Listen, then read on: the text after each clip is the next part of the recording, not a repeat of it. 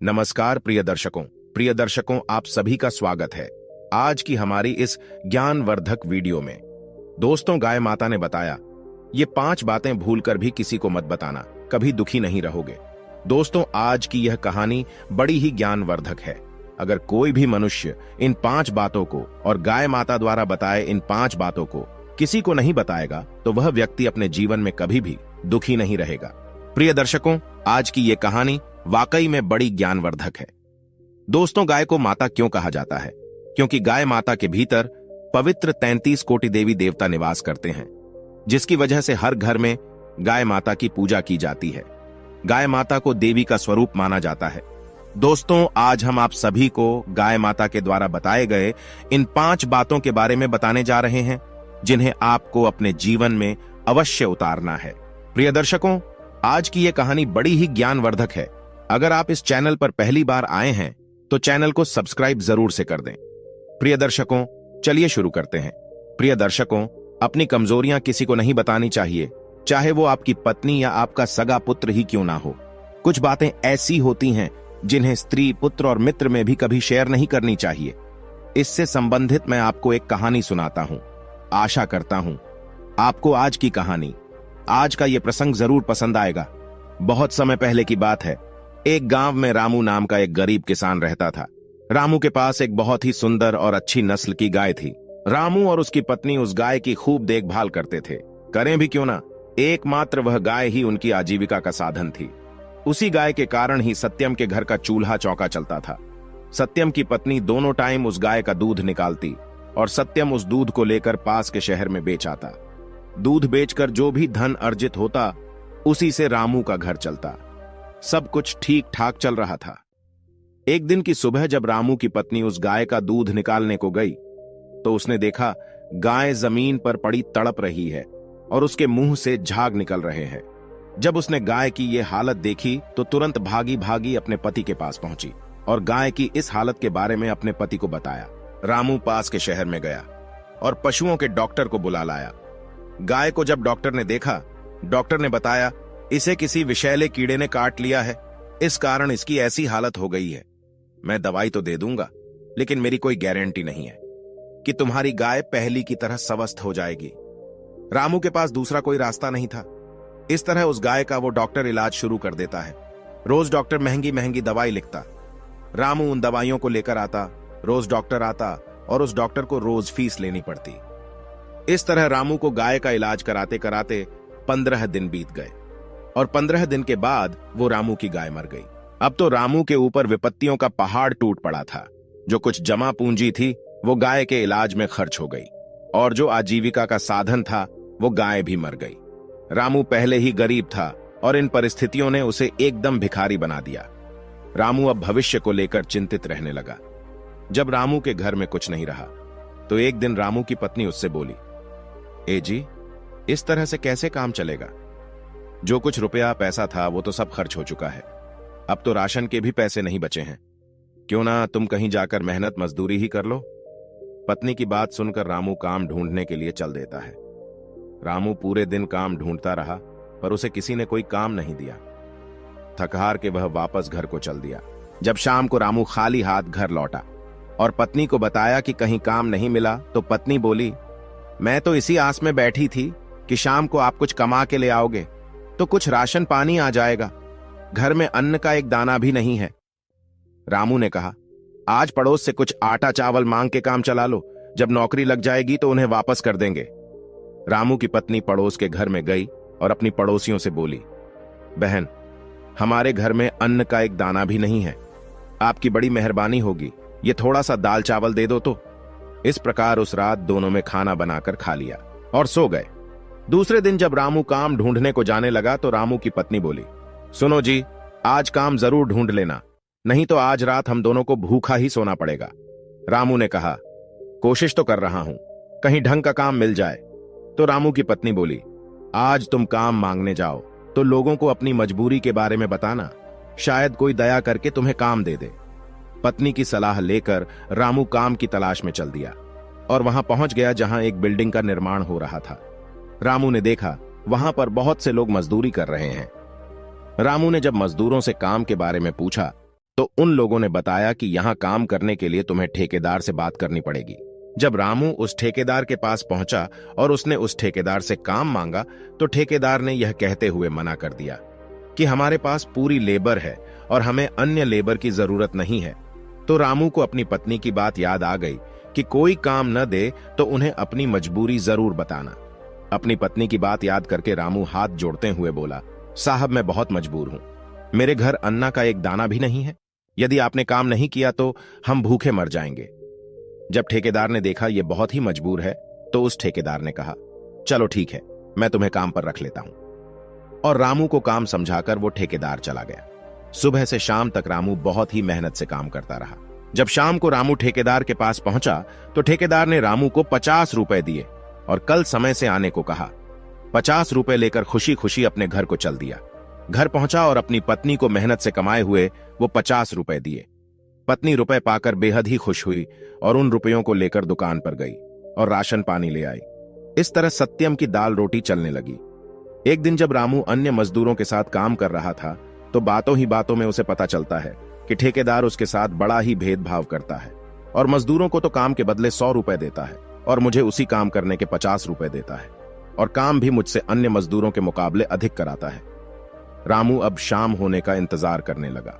शाम हुई। रामू काम खत्म करके जब ठेकेदार के पास पहुंचा तो हमेशा की तरह उस ठेकेदार ने उसको 50 रुपए दे दिए।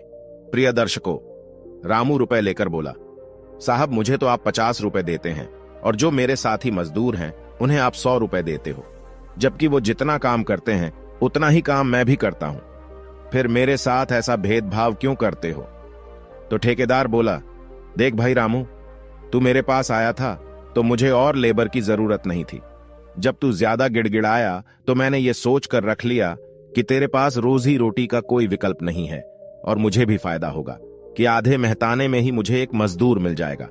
देख भाई रामू, मैं तो 50 रुपए ही दूंगा, तुझे काम करना है तो कर, नहीं करना है तो मत कर। और ये कहते हुए वो ठेकेदार चला गया। रामू ने पैसे लिए और अपने घर को चल दिया। रामू सोचने लगा, ये ठेकेदार मेरे साथ इतना गलत व्यवहार कर रहा है, इसको सबक सिखाना चाहिए। दूसरे दिन जब रामू काम पर पहुंचा तो रामू ने और मजदूरों को बताया कि भाइयों, ठेकेदार हमारे साथ तो बड़ा भेदभाव करता है। आप लोगों को तो मजदूरी के 100 रुपए देता है, जबकि मुझे मात्र 50 रुपए ही देता है।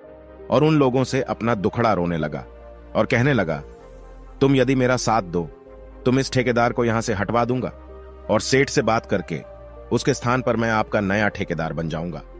और इस तरह रामू ने अपनी योजना उन मजदूरों को बताई। रामू की बातें सुनकर उस समय तो रामू की बातों में सभी मजदूरों ने हां में हां मिलाई और रामू को जाते ही सभी उसका मजाक उड़ाने लगे और कहने लगे, बड़ा आया ठेकेदार बनने, मजदूर होकर ठेकेदार बनने के सपने देखता है।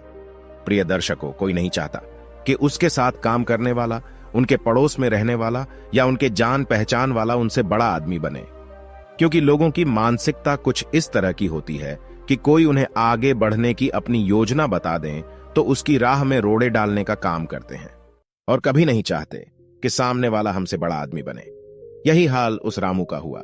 जब ठेकेदार को रामू की योजना के बारे में पता चला कि जिससे मैंने काम दिया और वो ही मुझे सेठ से मिलकर मुझे ठेकेदारी से हटाना चाहता है, तो उसे बड़ा गुस्सा आया। शाम को जब रामू रुपए लेने के लिए ठेकेदार के पास पहुंचा तो ठेकेदार ने रामू को 50 रुपए देते हुए कहा कि कल से यहां काम पर आने की कोई जरूरत नहीं है, आज से तुम्हें काम से निकाल दिया गया है। और इस तरह रामू फिर से बेरोजगार हो गया। रामू ने अपनी योजना बताकर, अपनी रणनीति अपने साथियों को बताकर बड़ी भूल कर दी थी। इसी के कारण उसे बेरोजगार होना पड़ा। शाम को जब वह अपने घर पहुंचा और पत्नी को सारी बातें बताई तो उसकी पत्नी रामू से झगड़ा करने लगी। कहने लगी, तुम्हें क्या जरूरत थी इस तरह की बातें करने की। जब झगड़ा ज्यादा बढ़ गया तो रामू बिना कुछ खाई पिए ही घर से बाहर निकल गया। उसे कुछ समझ नहीं आ रहा था कि वो करे तो क्या करे। रामू अपने मन की शांति के लिए गांव के बाहर चला जाता है, जहां एक सन्यासी रहते थे। उनके पास पहुंच गया और उन सन्यासी के पैरों में गिरकर रोने लगा। सन्यासी ने रामू को उठाया और रोने का कारण पूछा तो रामू ने अपनी सारी व्यथा उस सन्यासी को बता दी। रामू के बारे में जानकर उस सन्यासी ने रामू को अपने पास बिठाया और मुस्कुराते हुए बोले, मनुष्य अपने दुखों का कारण स्वयं होता है, पहली बात है, किसी को अपनी मजबूरी कभी मत बताना। अपनी मजबूरी का दिखावा करके किसी की दया का पात्र बनके उनकी सहायता लेने की गलती कभी मत करना। हो सकता है आज तुम पर कोई दया कर दे, लेकिन कल जब उन्हें मौका मिलेगा तो वे तुम्हारा फायदा जरूर उठाएंगे। इसलिए कभी किसी के सामने अपनी मजबूरी का दिखावा कभी मत करो। तुम्हारे पास जो भी संसाधन है उन्हीं से काम चलाना सीखो, और कभी भी किसी को तुम्हारी मजबूरी के बारे में पता नहीं लगना चाहिए। दूसरी बात है जो किसी को कभी भूल कर भी नहीं बतानी चाहिए, वो है बीते टाइम में की गई गलतियां और भविष्य का लक्ष्य। पहली बात है, किसी को अपनी मजबूरी कभी मत बताना। अपनी मजबूरी का दिखावा करके किसी की दया का पात्र बनके उनकी सहायता लेने की गलती कभी मत करना। हो सकता है आज तुम पर कोई दया कर दे, लेकिन कल जब उन्हें मौका मिलेगा तो वे तुम्हारा फायदा जरूर उठाएंगे। इसलिए कभी किसी के सामने अपनी मजबूरी का दिखावा कभी मत करो। तुम्हारे पास जो भी संसाधन है उन्हीं से काम चलाना सीखो, और कभी भी किसी को तुम्हारी मजबूरी के बारे में पता नहीं लगना चाहिए। दूसरी बात है जो किसी को कभी भूल कर भी नहीं बतानी चाहिए, वो है बीते टाइम में की गई गलतियां और भविष्य का लक्ष्य। जरा सोच के देखो, हम अपने अतीत की बीती हुई बातें या गलतियां किसी को बताते हैं तो उसका क्या परिणाम होगा। जो गलतियां तुमने अतीत में की हैं उन्हें कोई ठीक तो नहीं कर सकता। इसके विपरीत तुम अपने अतीत की बातें बताकर उनके सामने अपने चरित्र पर ही धब्बा लगवाओगे, और फिर लोग भविष्य में तुम्हें उसी नजरिए से देखेंगे, चाहे भले तुम कितने भी अच्छे आदमी क्यों ना बन जाओ। इसलिए किसी भी व्यक्ति के सम्मुख अपना चरित्र बयां मत करो, और तुम व्यर्थ में ही अपने जीवन का लक्ष्य, अपने जीवन की रणनीतियां दूसरों को बता रहे हो। और जो व्यक्ति आपके कार्य का हिस्सा भी नहीं है उनके सम्मुख अपने लक्ष्य को बताने का क्या फायदा, क्योंकि ऐसे लोग आपकी सहायता कभी नहीं करेंगे बल्कि आपके लक्ष्य में अवरोध जरूर पैदा करेंगे। तीसरी बात है, अपनी कमजोरी और अपनी ताकत भी किसी को कभी नहीं बतानी चाहिए। अक्सर किसी व्यक्ति को पता नहीं होता कि तुम्हारी कमजोरी या तुम्हारी ताकत क्या है, इसलिए भूल कर भी तुम्हें अपनी कमजोरी व ताकत के बारे में किसी अन्य को नहीं बताना चाहिए, क्योंकि यदि आपकी कमजोरियां किसी को पता चल गई तो लोग आपकी कमजोरियों का गलत फायदा उठाएंगे, और अगर आपकी ताकत पता चल गई तो वही ताकत आपके लिए आपकी कमजोरी बन जाएगी। चौथी बात है जो किसी को कभी नहीं बतानी चाहिए, वो है आपके मित्र और आपके शत्रु। अपने मित्र और अपने शत्रु के बारे में भी कभी किसी को नहीं बताना चाहिए। अगर आप अपने मित्रों के बारे में किसी को बताते हो तो यह आपके लिए बहुत ही खतरनाक हो सकता है। मान लो आपने अपने मित्रों के बारे में किसी व्यक्ति को बता दिया और भविष्य में आपकी उस व्यक्ति से अनबन हो गई या लड़ाई हो गई, तो ऐसा व्यक्ति आपके मित्र से दोस्ती कर आपको दगा दे सकता है।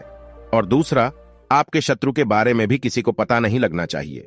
यदि लोगों को आपके शत्रु के बारे में पता चल जाता है तो आपको नीचा दिखाने वाले लोग आपके दुश्मन के साथ मिलकर आपको नीचा दिखा सकते हैं।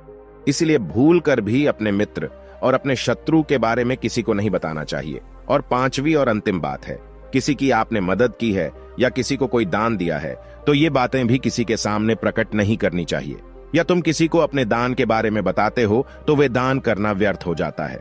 जब तुम अपने दान का ढिंढोरा पीटते हो, लोगों को ये दिखाते हो, तो आप अप्रत्यक्ष तौर पर लोगों को ये दर्शाना चाहते हो कि मैं एक बहुत बड़ा दानी हूं। जब ये भाव आपके अंदर आते हैं तो इस भाव के साथ अहंकार पनपने लगता है, और आप तो जानते ही हैं कि अहंकार मनुष्य का सबसे बड़ा शत्रु होता है। अहंकार तो रावण का भी नहीं रहा, उसके पास तो सोने की लंका थी और सभी शास्त्रों का ज्ञाता था। एक अहंकार के कारण ही उसका सब कुछ सर्वनाश हो गया। प्रिय दर्शकों, गाय ने कहा, अगर कोई सन्यासी की इन 5 बातों पर अमल करता है तो वह जीवन में कभी दुखी नहीं रह सकता। प्रिय दर्शकों, आशा करता हूं आपको वीडियो पसंद आई होंगी। वीडियो पसंद आया हो तो कृपया वीडियो के कमेंट बॉक्स में जय श्री कृष्णा जरूर लिखें। अभी तक आपने हमारे चैनल को सब्सक्राइब नहीं किया है तो कृपया चैनल को भी सब्सक्राइब कर ले। धन्यवाद।